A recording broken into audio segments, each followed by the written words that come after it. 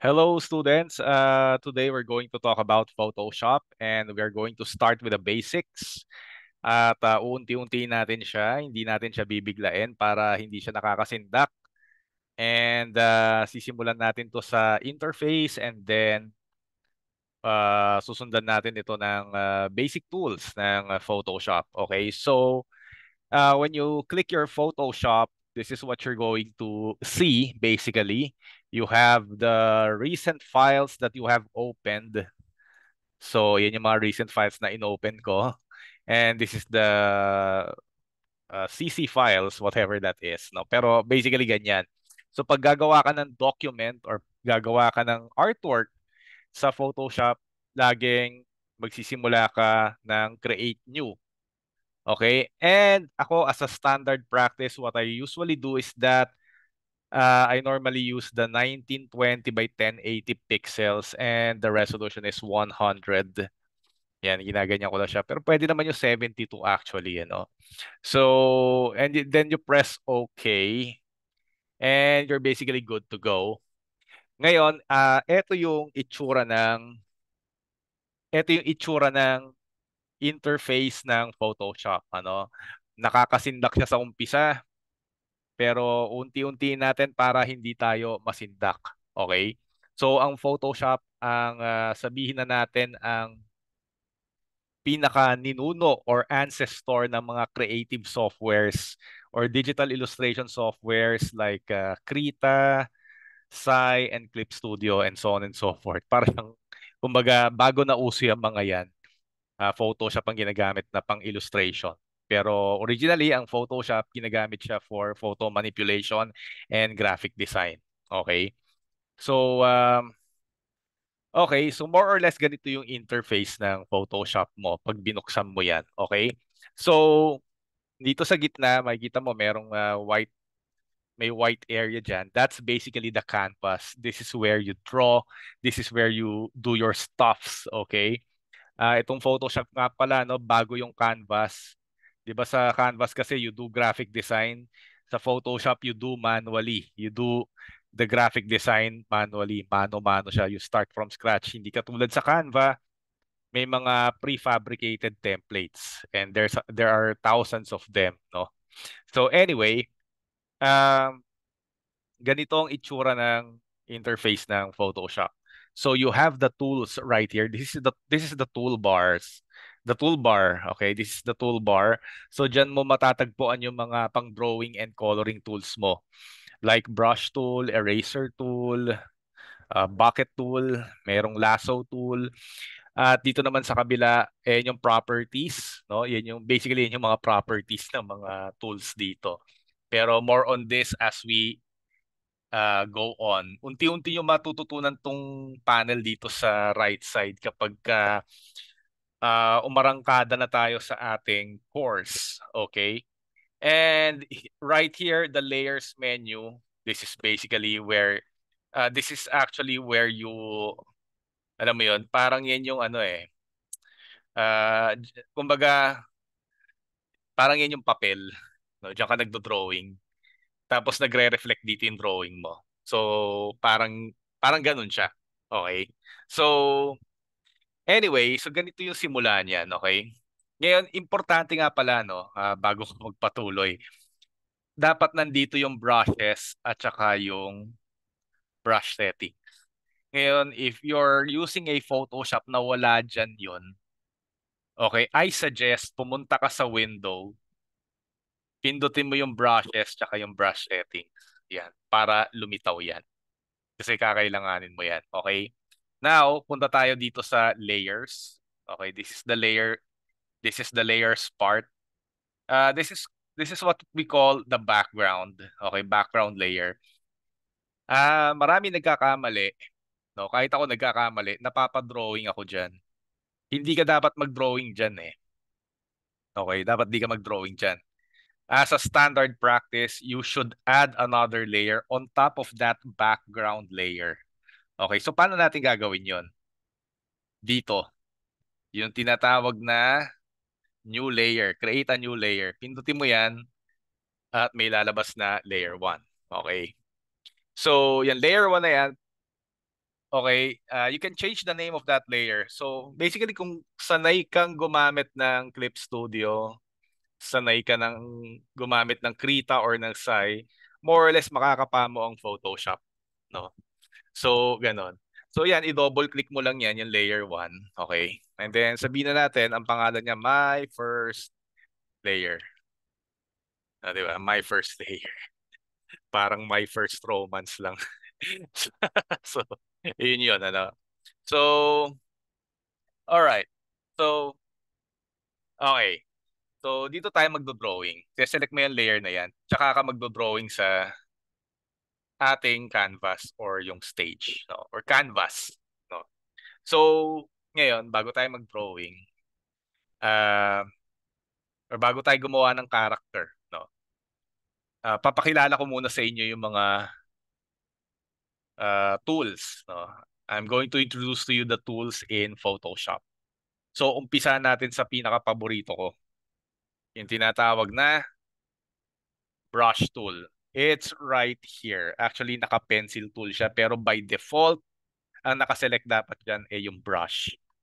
No? Yan. Naka-brush yan. Okay? So, umpisa natin kay brush. No? Ayan. Pag nag-mouse over ka dyan, yan, no? Makikita mo brush tool. Tapos nandun na kaagad yung shortcut niya, yung B. Okay? So, kung ano man yung kulay netong box na to right here, and that's what you call the foreground color. Okay?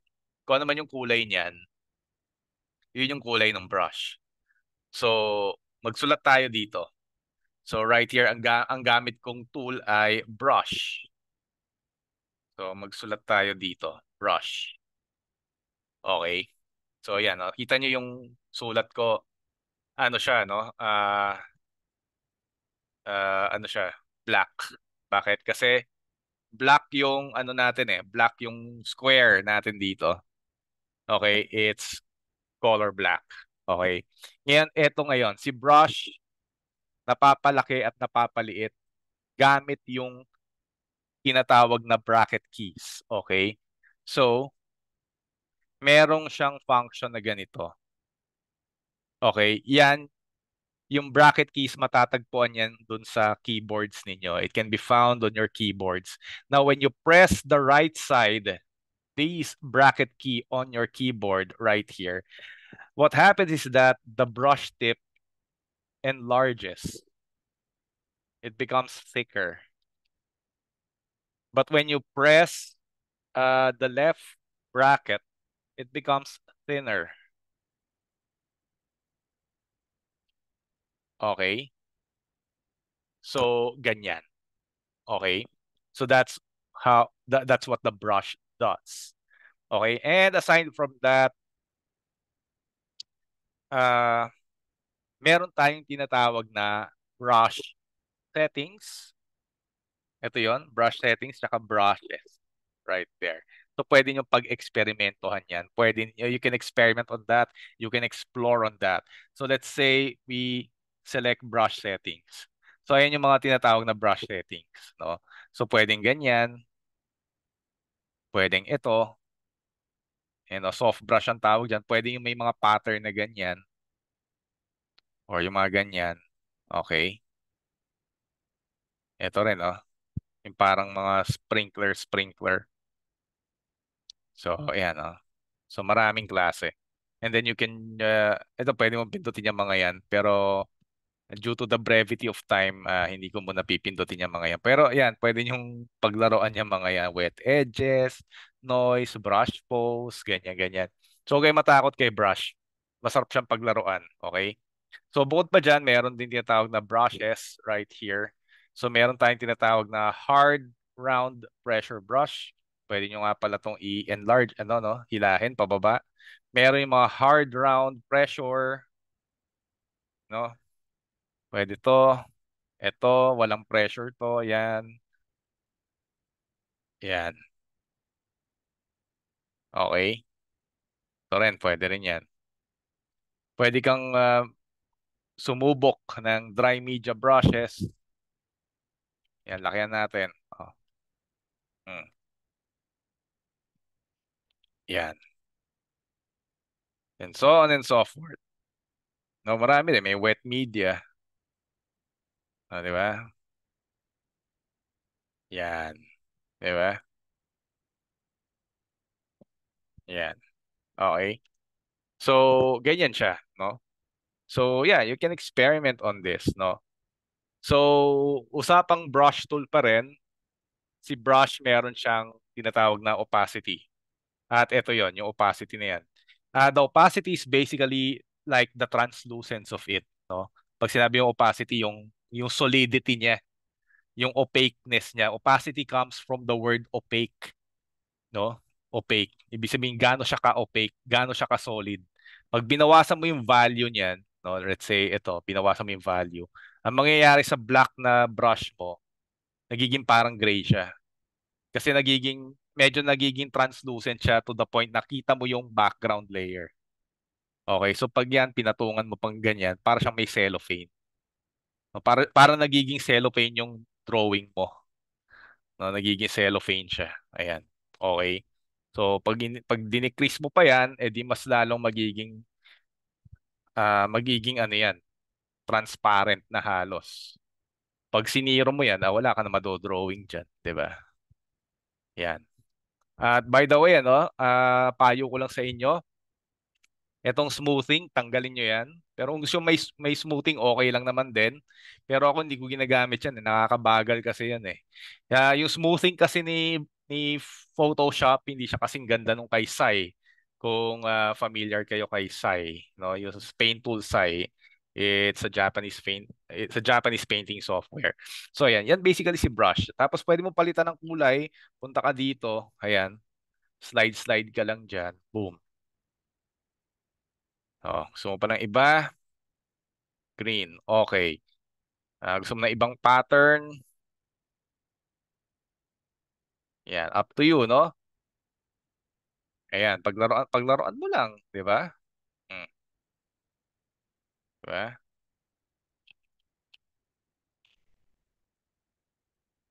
Yan. Okay. So, yan, no? So, you can play with brush. Okay. So, ayan siya, no? Yan, no? Kita niyo yan?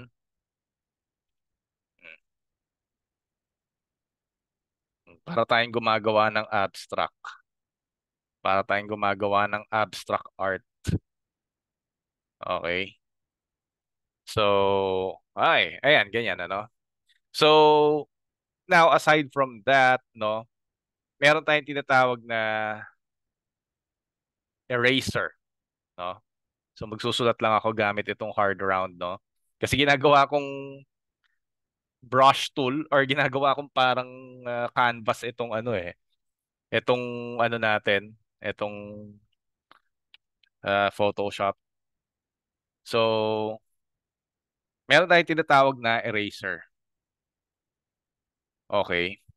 Now, si eraser, kagaya ni brush, napapalaki, napapaliit gamit yung bracket keys na ito na matatagpuan sa inyong keyboards.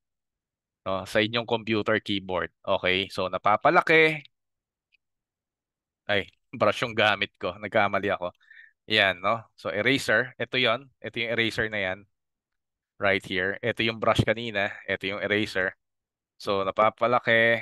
Ayan. So, kita ninyo, yung eraser kasi, basically, ang nangyari dito, yung opacity niya nakababa. Okay, pag 100 mo yan, kagaya ni brush, yan, bumubura siya ng ano, malupit. Bumubura siya ng mas malakas. No? Mas nabubura niya yung drawing. Okay. So, basically kasi si eraser tsaka si brush, halos magkapareho lang. It's just na parang si eraser, parang alter ego niya to. It's the opposite of brush. Okay? Kung si brush ay nagdo-drawing, si eraser ay nagbubura. Sa madaling salita, si eraser ay cancel culture. Hindi, biro lang. So, yun, no, nagbubura siya. So, kung ano man ang ihirit ni brush, no, ihirit siyang ganyan, oh, sasabihin ni eraser, buburahin kita, cancel ka sa akin. Ganyan, di ba? No, cancel yang si eraser. So, ngayon, eto si eraser, parang si brush tool din yan. May mga sarili siyang settings. Meron siyang brush settings, Yan, so pwede ka yan, no? Tingnan mo. Ayan, oh. Oh, ayan, oh. Oh, meron siyang mga ganyan, 'di ba? Tapos, pwede rin siyang right here sa brushes, meron siyang hard round. Ayan, pag nagbura siya, hindi masyadong solid yung bura niya. Meron yung hard round. Yan, pagka hard round yung ginamit mo, solid yung ano niya, clean cut siya. Clean cut siya, no? Para ka nag-aahit ng ano mo yun, balbas. Yung pinakamatulis na Gillette na pang-ahit. Yun, ganun siya, no? Ah, tapos meron din ganito, soft round, no? Yan ang nagagawa ni Eraser, no? Nagbubura siya.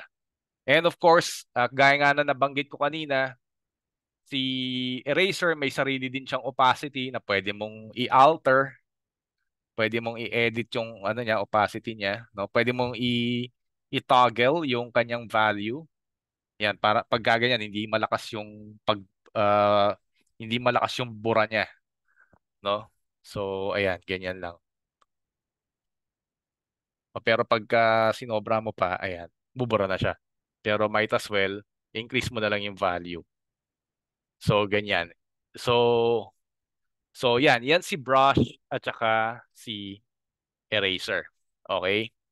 Ano pa bang ano natin? Okay? Meron pang isa, yung tinatawag na pencil, no? Si pencil, kamag-anak ni brush tool 'yon. Ito siya, no?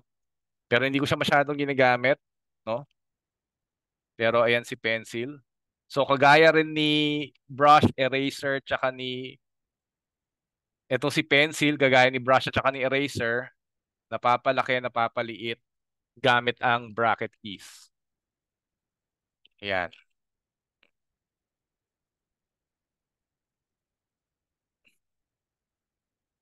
Oh, ha? 'Di ba? Hmm. Nga lang si pencil masyadong pixelated, no? Pero yung mga may mga concept artist na mas gusto nilang pag nagra-rough sketch sila, gusto nila ano pencil, pencil tool yung gamit, no? So, okay lang naman yun, wala namang problema doon, ano? Kung tinatanong mo, ano ba mas magandang gamitin? Brush tool ba or pencil tool? Actually, it depends on your preference. At the end of the day, kailangan maganda yung gawa mo. Okay, so siya rin, meron din siyang may sarili siyang ano, okay, na nagkamali ako ng pinindot, no? Si pencil tool, ito siya right here.